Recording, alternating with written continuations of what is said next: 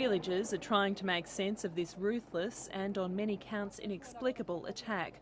The bodies of the 16 victims have been wrapped in blankets and driven away from the blood-splattered scene of the massacre.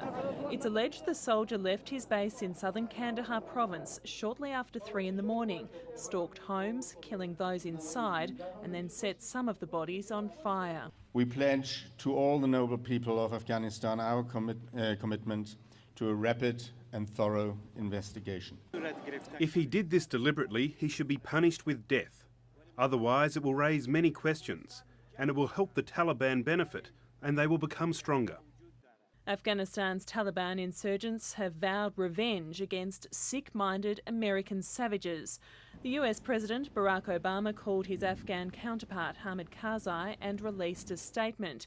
This incident is tragic and shocking and does not represent the exceptional character of our military and the respect the United States has for the people of Afghanistan. We also have the individual, the suspect, in custody, US custody, and he's being interrogated by Army investigators as we speak. The job of the Afghan security forces and the international community forces are to protect the Afghan civilians. We are looking into it very carefully and seriously. A high-profile delegation of the Ministry of Interior has traveled to the area, and a special team has been assigned to investigate the incident. Australia's Prime Minister says the incident is distressing, but won't distract Australia from its mission. We know what we're there to do, we know the time frame that we are doing it on, and our commitment remains clear.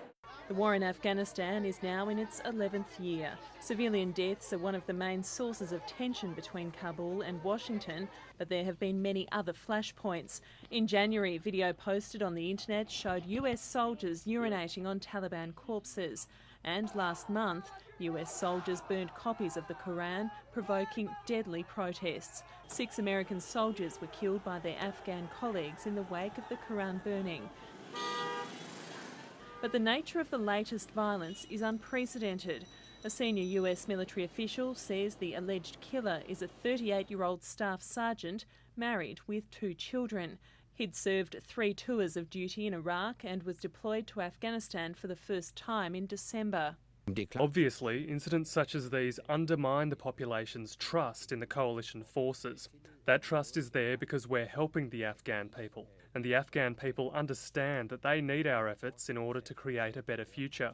But it is clear that the burning of Qurans and this type of attack on civilians undermine the faith they have in us, and it's important that we restore it. The soldier comes from the Lewis McChord base in the US state of Washington, a facility of 100,000 military and civilian personnel. Last year, the US media reported that at least 12 soldiers from that base who'd returned from war committed suicide.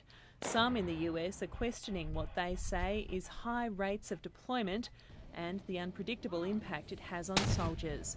Amy Bainbridge, Lateline.